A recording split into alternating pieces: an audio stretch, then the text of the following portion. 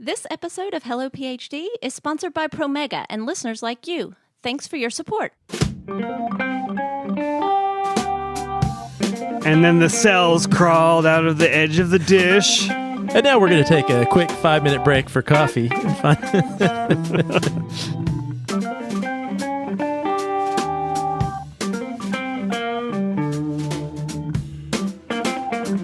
Welcome to Hello PhD, a podcast for scientists and the people who love them. This week, we learn how to craft a memorable and motivating job talk using lessons from filmmaking. Stay with us.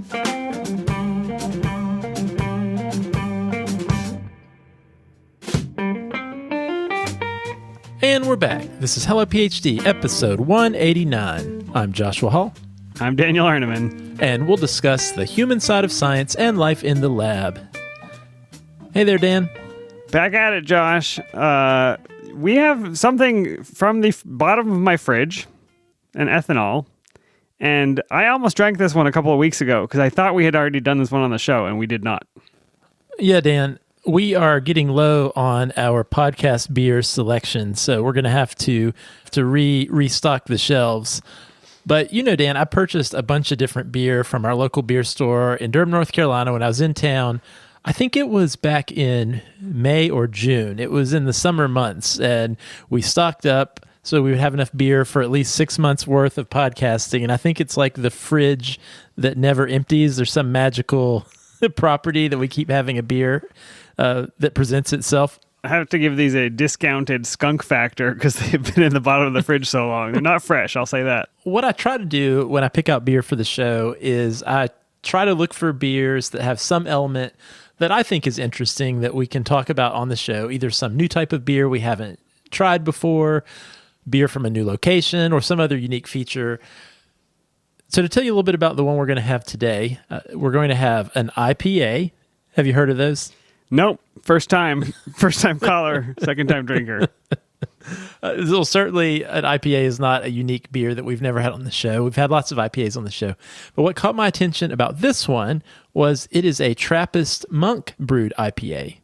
However, even that wasn't totally unique. We have had monk brewed beer on the show before. However, Dan, this is an American Trappist monk brewed beer. And we've actually had, this is why I was thrown off by this beer. We've had a beer from this brewery. It is the Spencer American Trappist Monk Brewery. We've had this before? We've had a Spencer beer before? We have. Let me go look it up. All right, Dan. Well, the magic of podcast editing, you just looked it up, and we actually have had a Spencer American Trappist Monk brewed beer before. Okay. Well, at the time I was purchasing beer, I forgot that that was the case. And in my mind, this was a unique beer that we had had. Well, it is a unique beer, right? We have not had the Spencer IPA. I agree with you. I think this is really an unusual IPA as well. So we're actually tasting this now.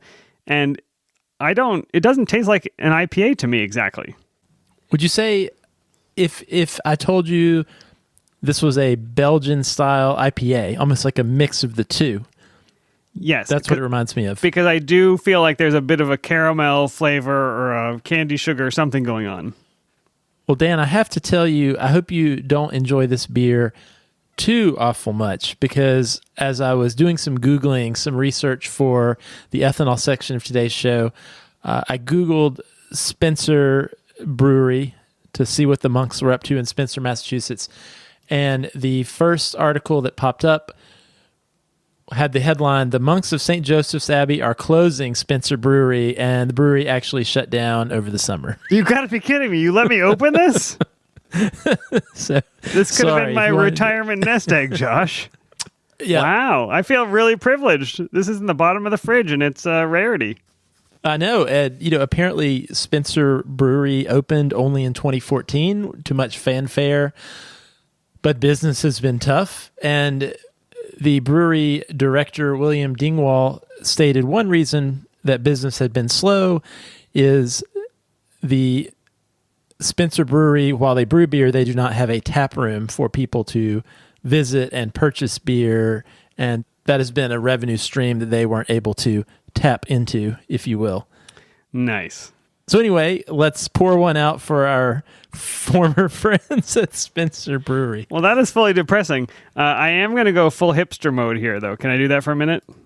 Please. My favorite beer is the Spencer Monk's India Pale Ale, but you can't really get it anymore, so I guess you're not going to get to try it. Well, I am now, once I read that, I'm going to go ahead and say it on the show. This is by far the best IPA I've ever had and probably ever will have. Never better. Go out and get your own. Well, I'm glad we tried this together, and sorry, listeners, you'll never experience how amazing this best IPA of all time truly was. We're off to a great start, Josh. Before we get further into the episode, I want to thank our sponsors at Promega. Some of the first techniques that you're going to learn in a biology lab are purifying and amplifying nucleic acids. And whether you're new to lab or you might just need a refresher, you can nail down these basic skills and learn how to overcome whatever challenges come your way. Totally boost your confidence in the lab by checking out the Student Resource Center at Promega. You can just go to promega.com/hellodna. All right, Dan, let's get on with our topic of the week.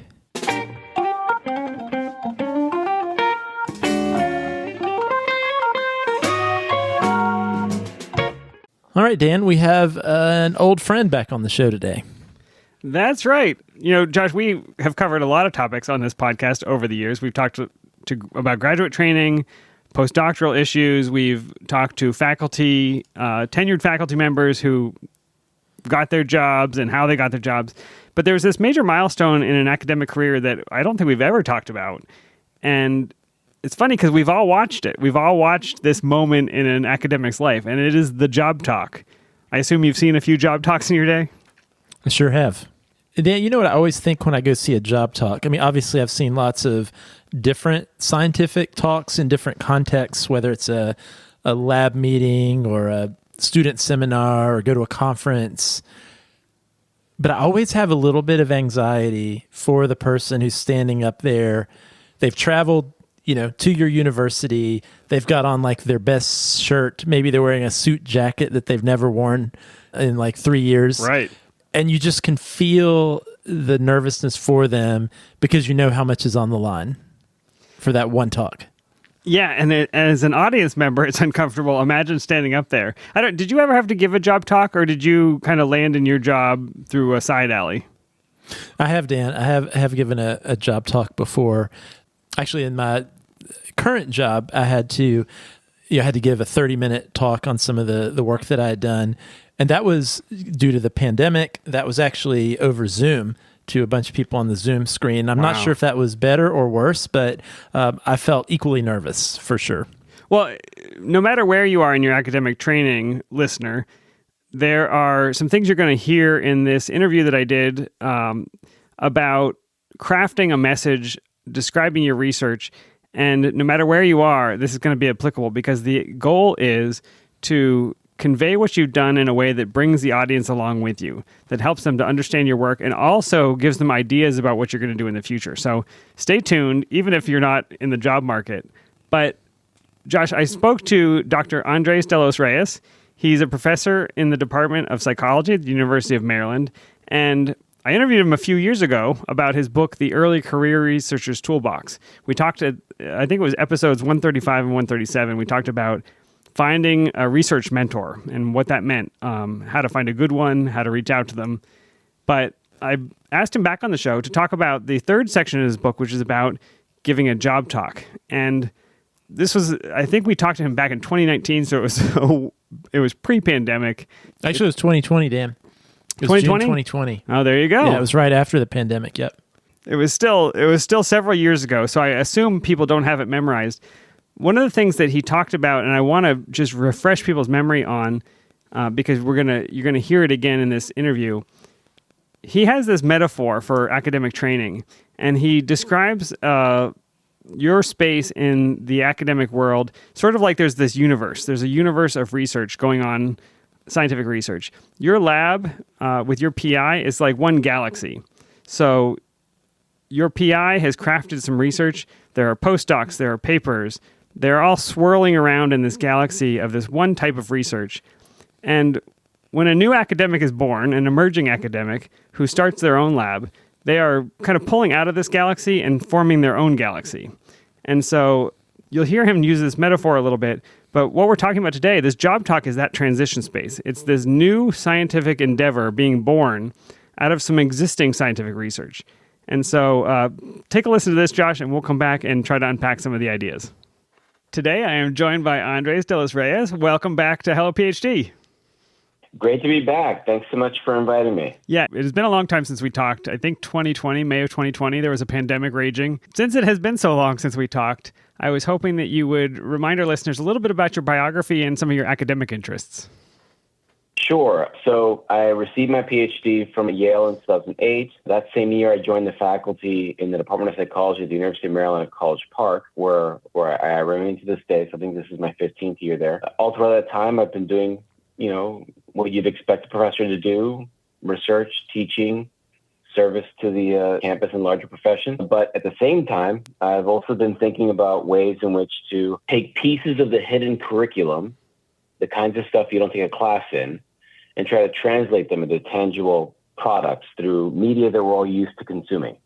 And one of the big ones that people talk about a lot, but don't get a lot of formal instruction on, are, how to deliver job talks, how to craft a research program, how to pick mentors. And the book, The Early Career Researcher's Toolbox, was kind of a way of me translating all the years of advice I've been giving, years of advice I was given as a graduate student and as a faculty member, so that, folks get the benefit of this advice without having great mentors around to help shepherd them along in their careers.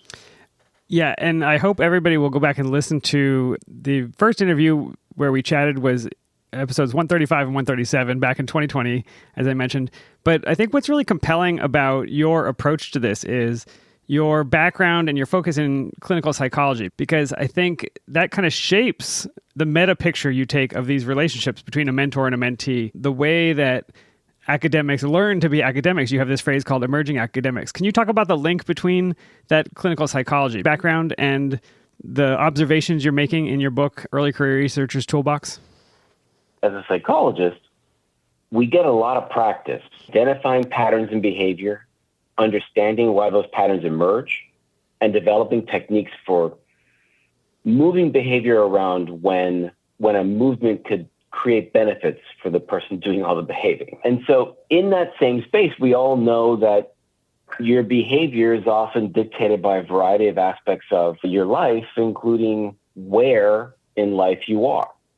And so the concept of emerging academics stems from this notion that when you start your training, you're being asked to do a lot of things you had no training in a very short period of time.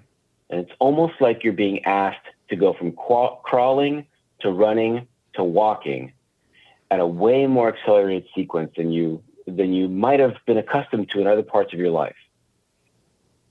And so that period in a researcher's career is equal parts exciting, terrifying, and in that respect, oftentimes is the case that figuring out what behaviors require some remediation to do a world of good. And along those lines, a big chunk of the book is inspired by key principles in an area of work called behavior modification. And in particular, this element of behavior modification called shaping and modeling.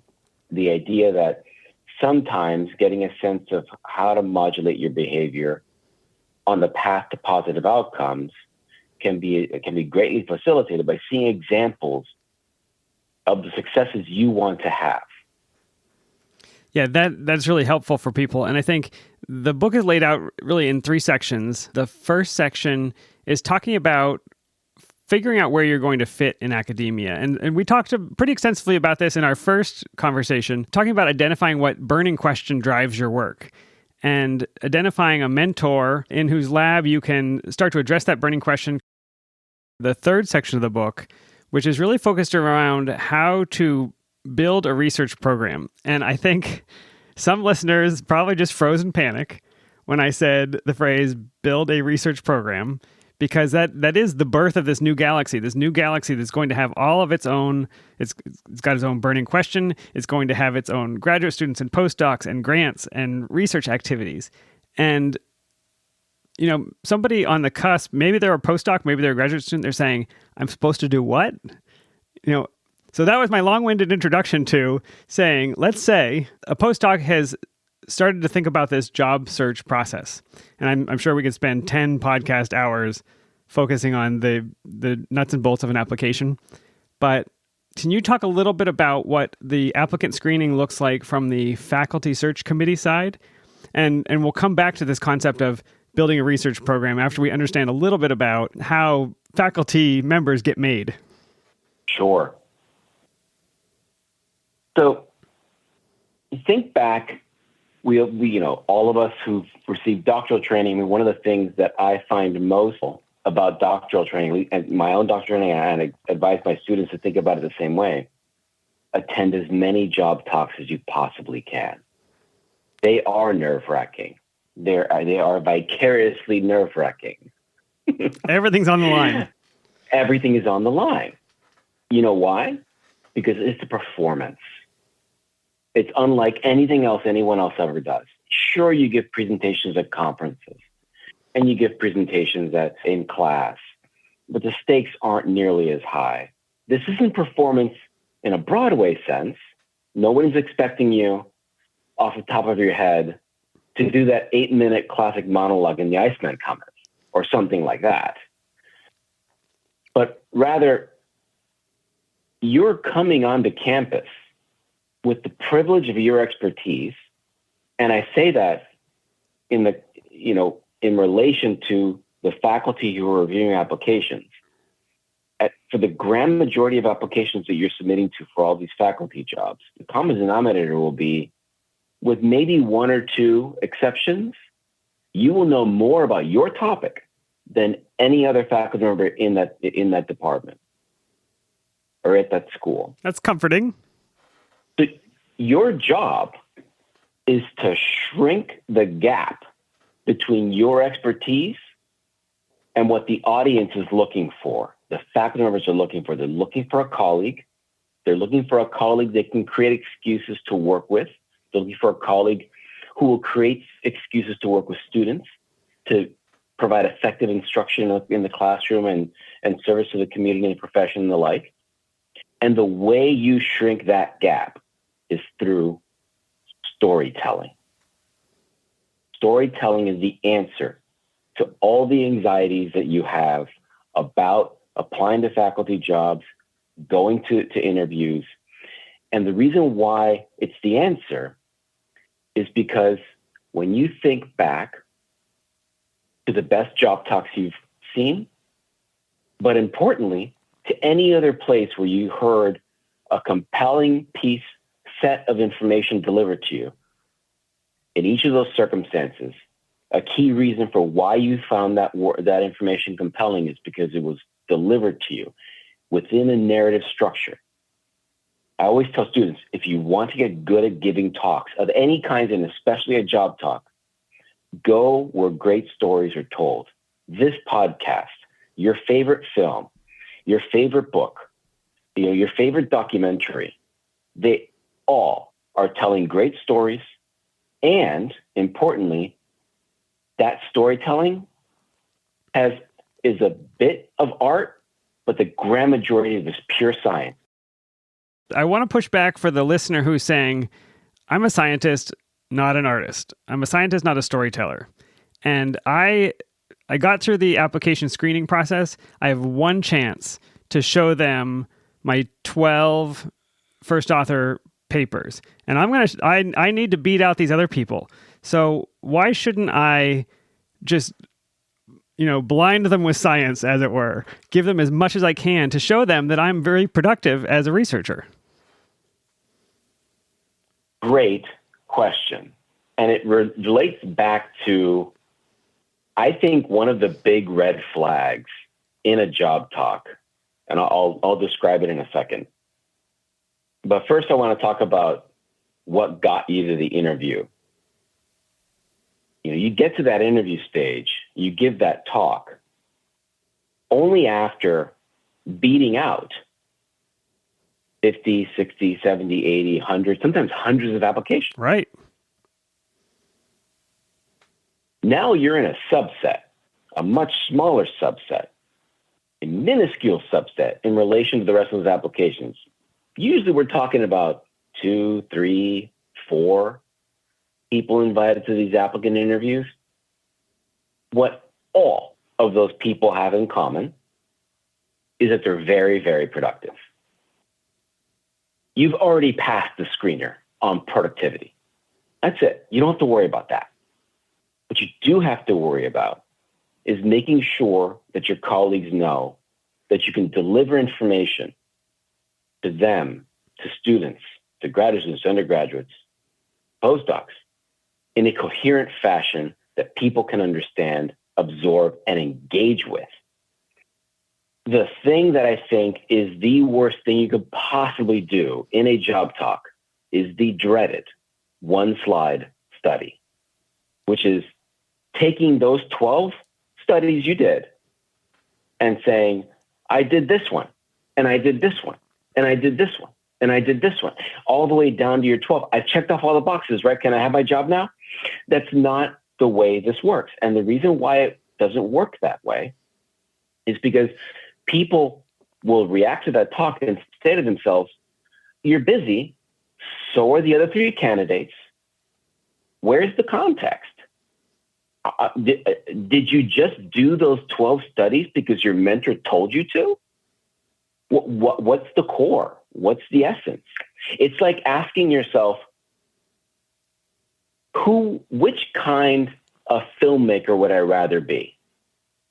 Would I rather be like the schlocky horror film director whose meaning in life is to get the next green light to do the next schlocky horror film?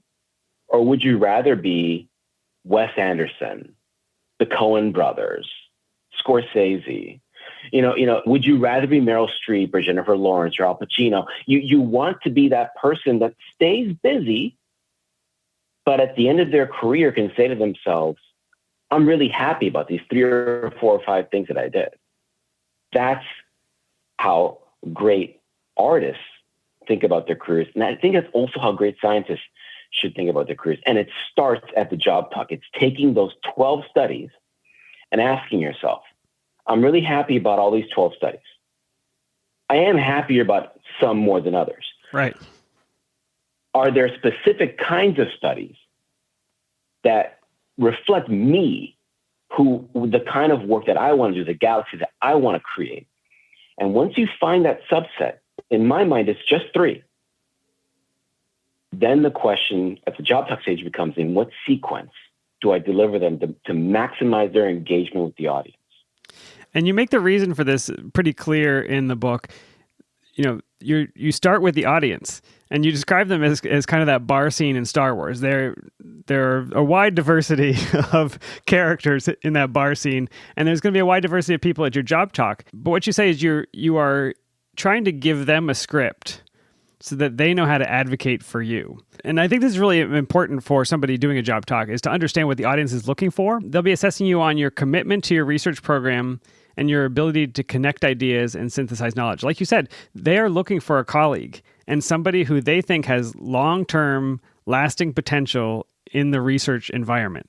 And so if you barf a bunch of facts at them, that doesn't tell me about your fortitude, about your stamina with when things go wrong, about how you take complex subjects from disparate parts of the literature and put them together. But you need to demonstrate those things during your job talk. And so you've got this trilogy tool, which I want you to talk about. But first, you shape it around sort of an unlikely role model, the film director Wes Craven. Can you tell us about why Wes Craven is somebody that we as job talk aficionados should care about?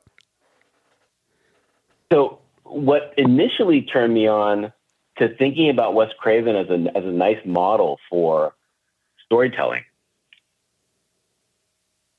when I first saw those movies within the Scream series, had this knack for telling a compelling story, but within that story, stepping back and showing you some of the meta elements of storytelling. So within each of the movies, he has a central character that communicates core ideas about narrative structure, and in particular, how that structure is exemplified within a trilogy of films. Then it became clear that maybe this could be a place where I could define and elaborate upon those core elements of storytelling as they can be exemplified in one way of giving job talks. Because at the end of the day, this is the great thing of storytelling. Storytelling scales up and scales down. It scales up all the way up through a trilogy of films, a trilogy of studies, or what have you, and scales all the way down to that fantastic paragraph that you're really proud of at the tail end of the introduction to your paper. I mean, you see, and once you see storytelling for what it is, nothing really looks the same after that. It's almost like, being busted out of the matrix, basically. Right. Yeah. It is absolutely everywhere. And this is, I want to emphasize this is applicable for any talk you give, any piece of writing that you do. This concept of leading the audience through in the way that compels them is, I think, what you're about to describe to us. So this trilogy tool, it applies to the movies, and it's going to apply to our job talk. Tell us what the 3 parts are, and then I would like to step through how we apply our research to this concept of a trilogy. Sure. First thing to keep in mind is, and to your point, scientists aren't trained to be artists. Now, I think it's just it's a misconception that storytelling as a device, as a tool, strictly falls within the purview of artists. I think all of us who wish to communicate information, would benefit greatly from using this structure. Amen. The way you overlay that structure into thinking strategically about your job talk, it's less about what you're going to say, because you already know that. You already have a firm sense of the kinds of work you're planning on discussing and the overall take-home messages you'd like the audience to receive. Storytelling in the scientific context really revolves around, I know the information I'm going to deliver. Now, in what sequence should I deliver that information to maximize its engagement with the audience, to facilitate cross-pollination of ideas, the Q&A period, getting questions that can help you shine on the interview stage. So each of these portions of this trilogy tool, as it's described in the book, are designed to ensure that whatever information you're going to convey lands in the way that you'd expect.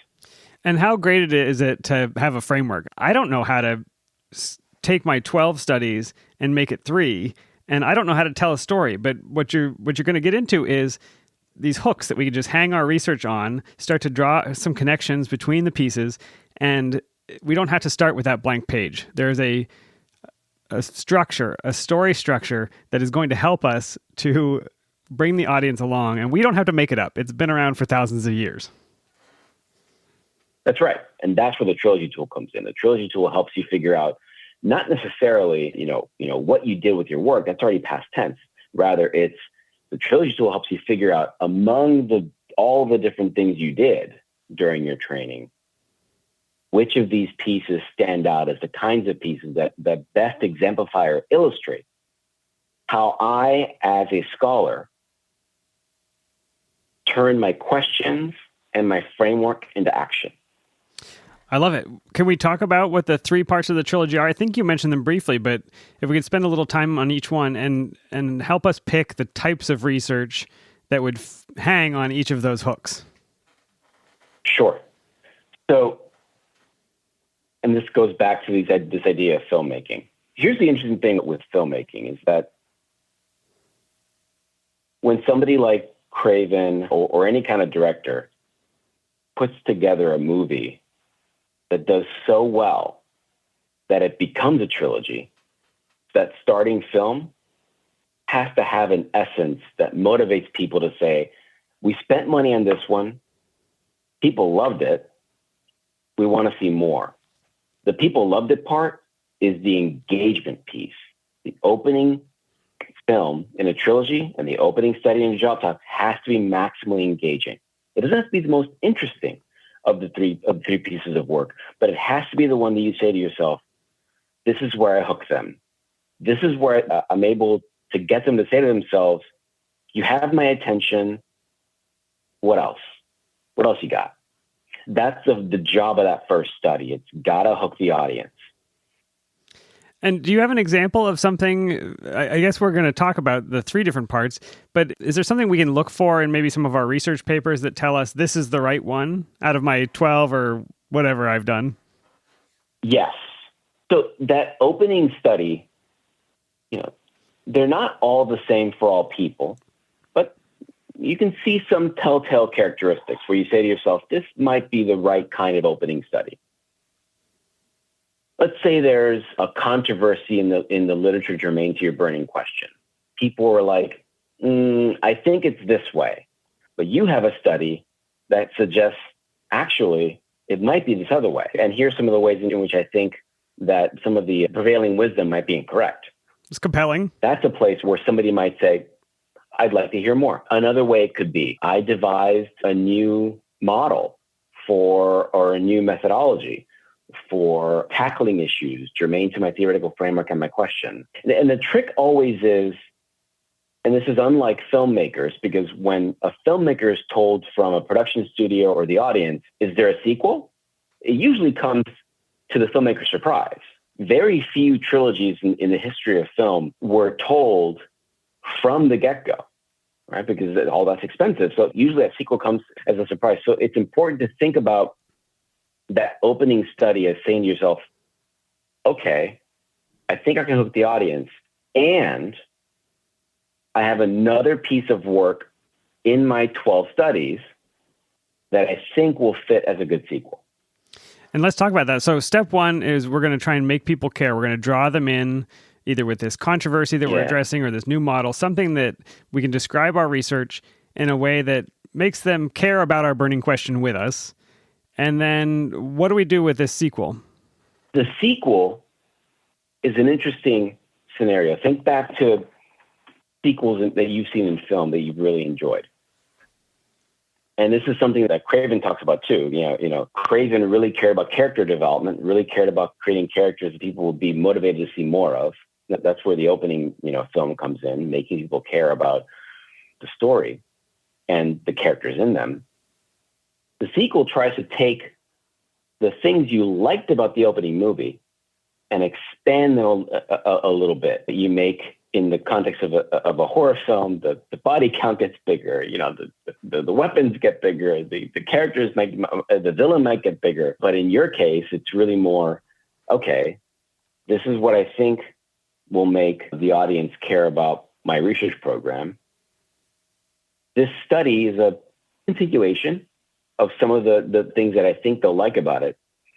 But the trick with the sequel is to keep people engaged, but then think, how am I going to end this? You think back to great sequels in the history of film, and they usually end with a cliffhanger, something to motivate the third film. Luke, I am your father is the classic cliffhanger for the end of a fantastic sequel, right?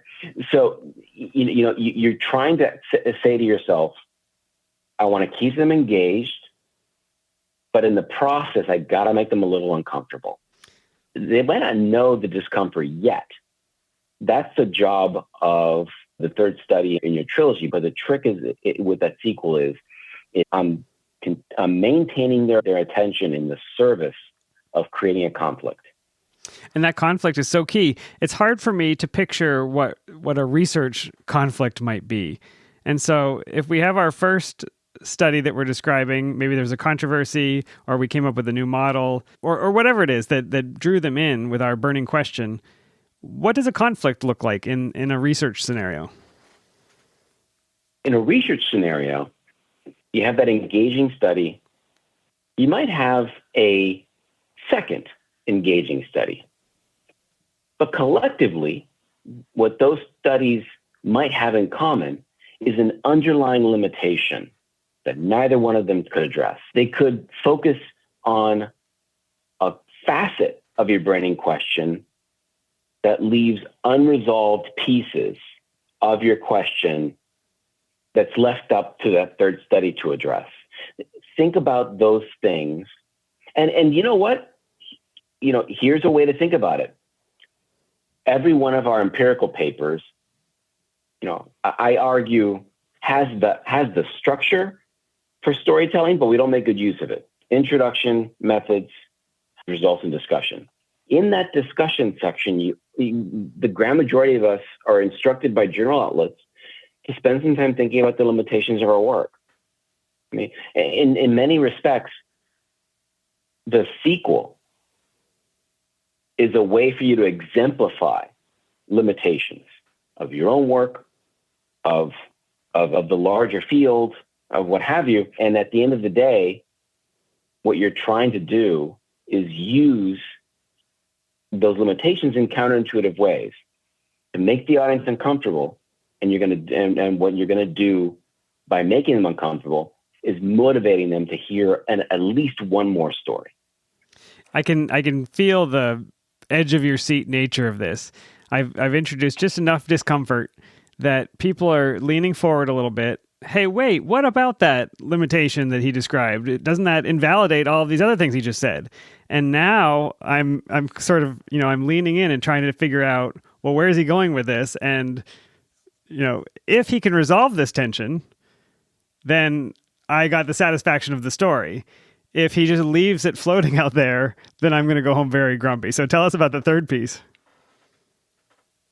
Yeah, the third piece is the closing story in the trilogy. Does some really neat things. What this closing story in a trilogy does that I find fascinating is that, and this is something that Craven talks about in his third Scream movie, the third story in a trilogy's job is to take the audience back to the beginning of the story and showing something to them that they thought was true, your expectation, but wasn't true. It's the mind-blowing moment. So, think back to every great trilogy of stories you've ever consumed. Every great trilogy does that exact same thing. In the sequel, Luke Skywalker figures out that Darth Vader is his dad, and it's not a coincidence that in the third story he finds that Princess Leia is his sister. Oh, spoiler alert! Come on. No, I'm just kidding. But you're right. And then you go back to some of the prior movies where he gives her a kiss or something, and you're like, oh, I didn't know that at the time, but that is super weird. Yeah, exactly. And usually what that new piece of information should do is start the beginning of the process of resolving that tension that you created with your second study. It's not just, big piece of information that throws you off guard. It's going to help me address this idea that there's a big limitation in those first two studies. All throughout the history of scholarly discourse on this burning question, we've been looking at it this way. My first two studies are just like that. This new direction of work that I'm going in, helps to address this something that nobody else has addressed before. So the neat thing with the trilogy in the job talk context that's different than trilogies in film, that traditionally trilogies in film are like third story wraps everything up in a bow. Nothing left to see here, folks. Story's done.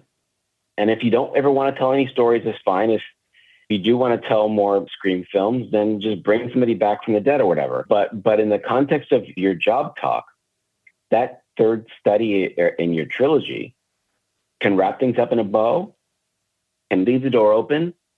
Either way can work. But what what you have to do under all circumstances after telling that third story is tell people, is make it very clear to people that you have more stories to tell. And that comes to the epilogue where you're describing, here's the research that I completed. I've told my entire trilogy story arc, but here are all of the different ways that this fans out, that these are other research avenues I want to pursue. My burning question is still burning, and there are still things that we need to know. And I think making the connection to the department, can you talk a little bit about that, about how you take that story you've just told and fit it into the job that you're actually applying for? Yeah. So very important portion of the talk. You have to give your audience the impression that there's more work left for you to do, more work that specifically relates to the studies that you described in your job talk, more work that expands upon maybe that last idea that you discussed in your third study in your trilogy. And ideally, you're describing these directions for future work in such a way that you can find connections between that idea you want to pursue and that member of the faculty, and that idea you want to pursue and that member of the faculty.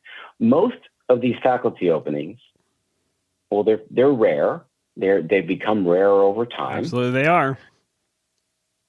And what that usually means for most areas of scholarly discourse, most departments, most schools and units on campus, is that people want to maximize the value of the person they're going to hire for that specific faculty position. Yeah, that faculty position might be embedded in a specific doctoral program or a specific master's program or within a specific department or unit on campus, but people are really hoping this person can create excuses to talk with folks who do work, who pursue scholarly work in very different ways or from very different training backgrounds.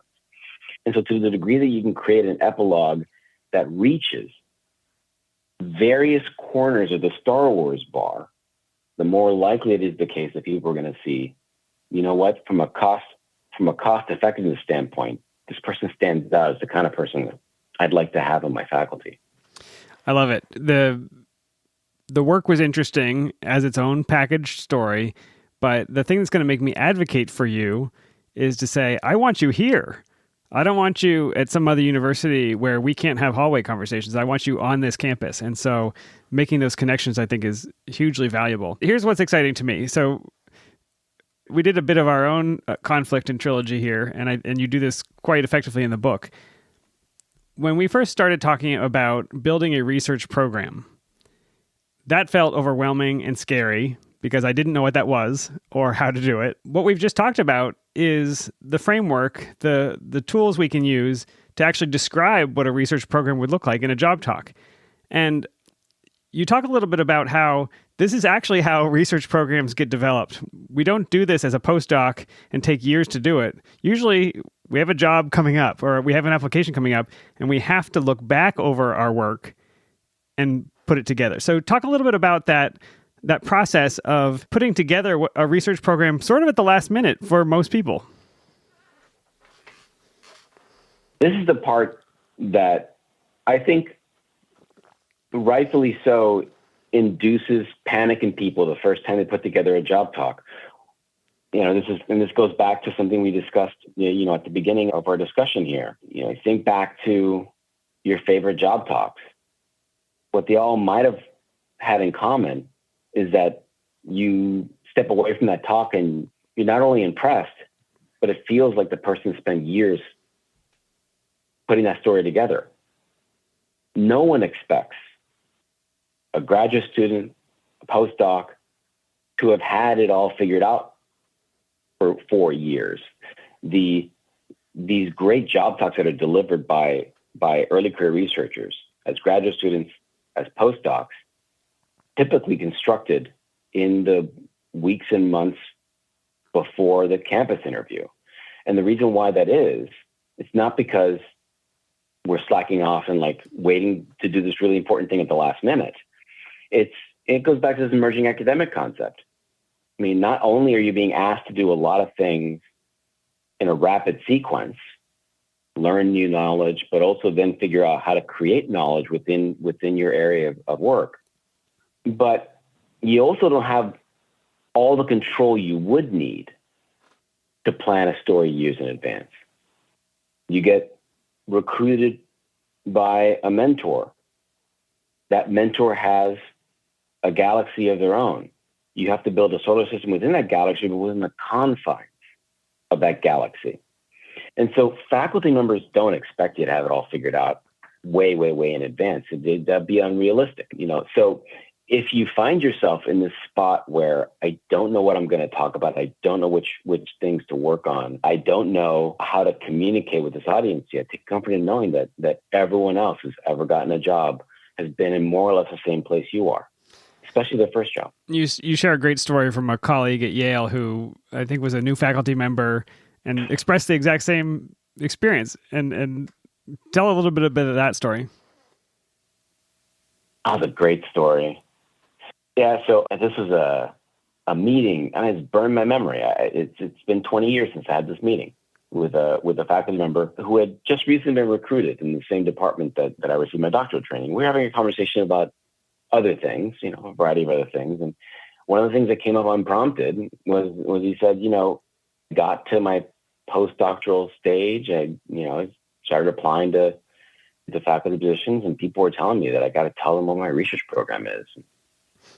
And I was blown away to hear from a faculty member at a really good university who had a fantastic career that up until that moment, they didn't know what that was. Research program. Yeah, I'm expected to do that. I'm like, yeah, you are. And most people who are asked to put it together are being asked to put it together in a really short period of time, because it really doesn't come together till the end. Yeah, it gives me comfort to know that, and I think a lot of listeners comfort to know you don't have to know this in advance. You probably don't have the capacity to design it in advance, but you can, after the fact, string together these threads and tell the story in such a way that a research program emerges out of what felt like chaos, maybe, as you were doing it. And your skill at tying those things together is what's going to help you be successful in that job talk, not the fact that you had a perfectly prescribed path through all of your research. And so take comfort in that. This has been fantastic. And I want to remind people the book is called The Early Career Researcher's Toolbox, Insights to Mentors, Peer Review, and Landing a Faculty Job. Where can they find that book, and where can they find you online? They can find the book wherever fine books are sold, Amazon, or Walmart, you name it. Just search online for it. You'll find a merchant. And if you search for me, on the University of Maryland website or on ResearchGate, feel free to reach out with any questions you might have. We'll talk to you again soon. Thank you. Thank you for your time. All right, Dan. Wow, thanks for that. It was great to have Dr. De Los Reyes back on the show. One thing I will say right out of the gate, he loves his movies. Total movie buff, and it comes through in his book and when you talk to him. It's really fun. This is a little bit of a side, but one thing I loved about that, clearly his passion for films and movies comes through even as he's drawing these parallels between the academic space and things he's really interested in. And I like that. I think we should do more of that, this sort of blending of your professional life with things that you love in your personal life, sort of drawing these connections and lessons between the two. I thought it was really fascinating and something that's going to stick with me for a while. These lessons about crafting a research program and putting a comprehensive talk to encapsulate this large body of work that you've done in the terms of something that many of us are familiar with, an epic movie trilogy. I just thought that was really brilliant. And by framing it in that way, I'm going to easily remember that. I'm going to remember those themes as I think about crafting my own epic research talk. Yeah, but you have the chance anytime you speak or write or host a podcast to tell a story. And I think what he's encouraging us to do is to avoid spitting facts, or worse, trying to show off our 15 papers that we did, and really think about it from the audience perspective. What is it they want? When a person makes a movie, they don't say, I have this story to tell and I don't care if anybody likes it. They say, what's going to engage my audience? What's going to compel them?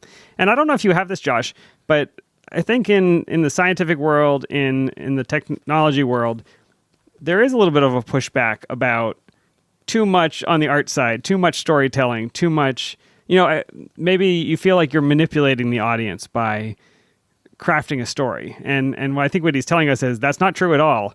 There are human beings in your audience, and this is how human beings get information.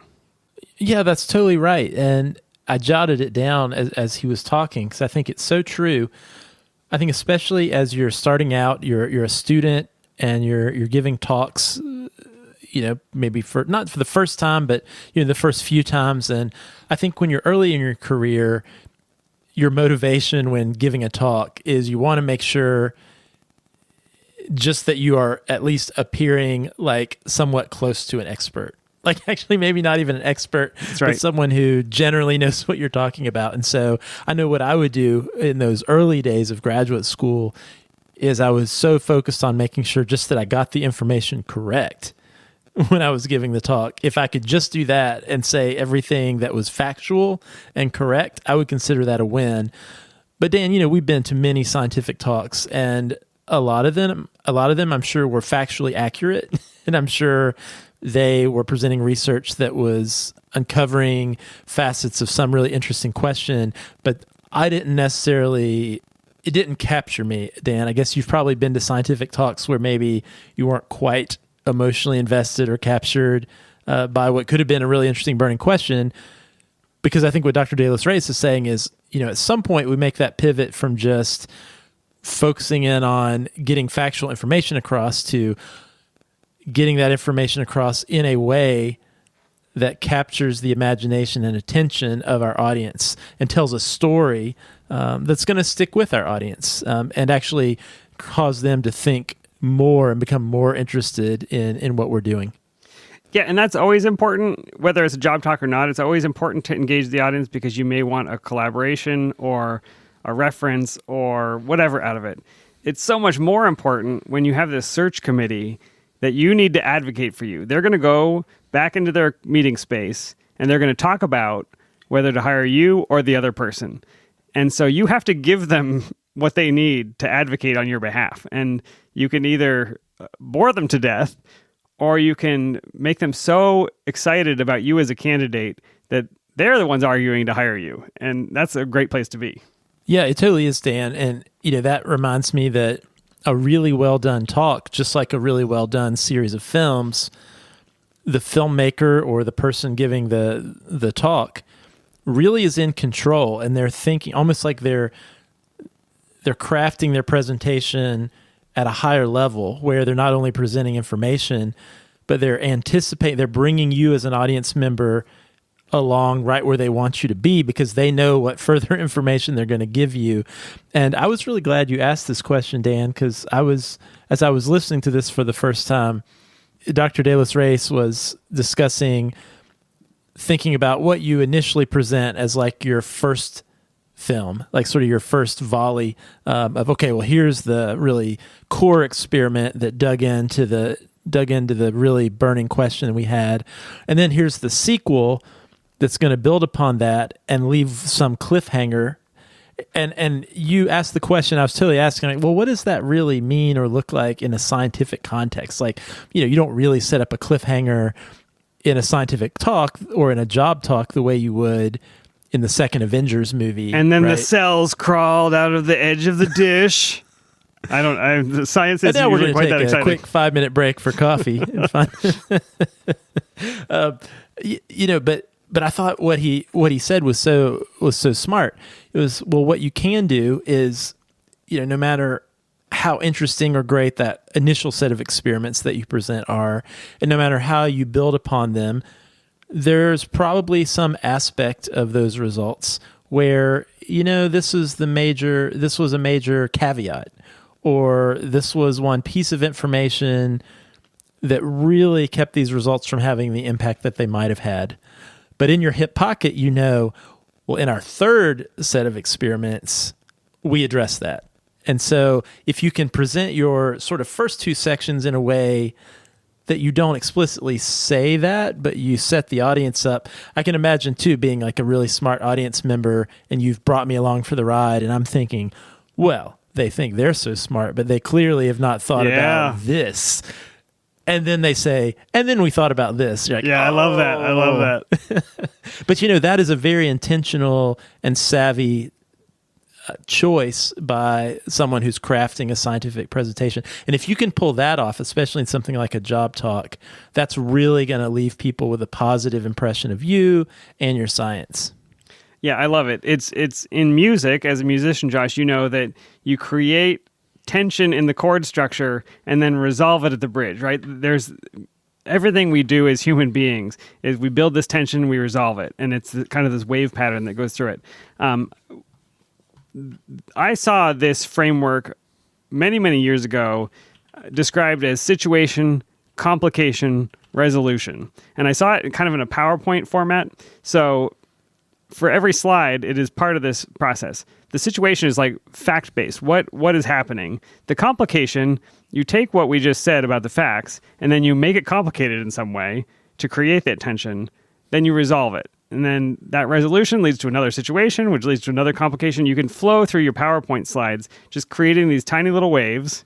And that's what he was talking about, where it zooms up, or it scales up and it scales down as you craft individual sentences or as you give a whole presentation. So I encourage people to look up, find his book, obviously, but also check out Situation, Complication, Resolution. And search for that on Google. You'll find a lot of examples of how to craft this together. Dan, I was reflecting back on some of the important talks that I gave back in my research career. And I think in some cases, instead of a Star Wars-like scenario with increasingly complex and nuanced and surprising revelations, mine was more like The Hobbit, a trilogy that probably should have just been one movie. That's not a good feeling. Everybody's looking at their watches like, oh, really? Okay, he's still talking. This 1 hour seminar could have been 15 minutes. Yeah, I definitely felt it as, I had 3 sections in my dissertation, and they could not have been more disparate. It was not as if the second one followed from the first one. It was like 3 different projects that I had in the lab, and I kind of cobbled them together and tried to tie very loose strings between them. But, one was a cell model, one was an animal model, one was like a totally random observation we made. And I probably did a pretty poor job of taking my readers along with me. So I had plenty to learn. Well, sometimes when you're trying to cobble your dissertation together, Dan, you're just taking what you have and putting it together in such a way that you can graduate. And that's okay. But I think that's the point we got to at the end of the interview, Josh. Nobody starts their career and plans it all out and has a perfectly crafted story as they research. It's always, I'm trying to transition into this academic career, and now I'm looking back and trying to craft a story around what I did. And I want people to understand that. Nobody has this at the outset, and everybody is putting it together at the end. And I think what he's got here for you is a way to put that together. So don't feel bad if your research doesn't feel like a story. You make it a story. Yeah, that's absolutely right. And so not to be too on the nose with this, but that is perhaps an important distinction from this filmmaker trilogy analogy, is whereas the screenplay writer may have had the whole big picture in mind from the beginning as they broke it into these three crescendos of films or movies in this trilogy. As a scientist, you never do it that way. You don't know what the end is going to be. And so in retrospect, you look back on everything you have and you put the effort into thinking, all right, what is the most interesting, compelling way that I can compile this into a story? And I would argue that a lot of filmmakers don't have it all figured out either. They don't know how much money the first film is going to make. Game of Thrones, Josh, that's all I need to say. Yeah, too bad they can't remake the last 2 seasons, really. But, they ran out of funding, Dan. The funder pulled the funds, and that's what happened. We all suffered because of it. Well, Dan, this was really great. And, I think this trilogy model, whereas, you all were focusing on the job talk, as hopefully we've made very clear, I think this is certainly useful as you're thinking about presenting your research in the context of a job talk, but I know many of our listeners are not doing a job talk in the next week or month. But I think a lot of these themes can be helpful in other contexts as you're thinking about how to synthesize your research and tell a good story. So hopefully you all found this useful. I know I'll remember this. All right, Josh. Well, if our listeners have other questions or topic ideas, we would obviously love to hear them. You can email us, podcast@hellophd.com. You can send us a tweet at hellophd. You can leave us a review on Apple Podcasts. If you'd like to support us, you can become a patron. Simply go to our website, hellophd.com, click the Become a Patron button, or visit patreon.com/hellophd. And honestly, the best way you can support us is just by sharing the podcast within your department or among your peers. So thank you to the ongoing support from all of our listeners. That's absolutely right. And if you have access to any beer that is no longer in production that you would love to send to us, we would gladly take it, share it, and brag about the fact that no one else can get it. And just ruin it for everyone. All right, Dan, always a pleasure, and we will see you next time. All right, Josh, take it easy.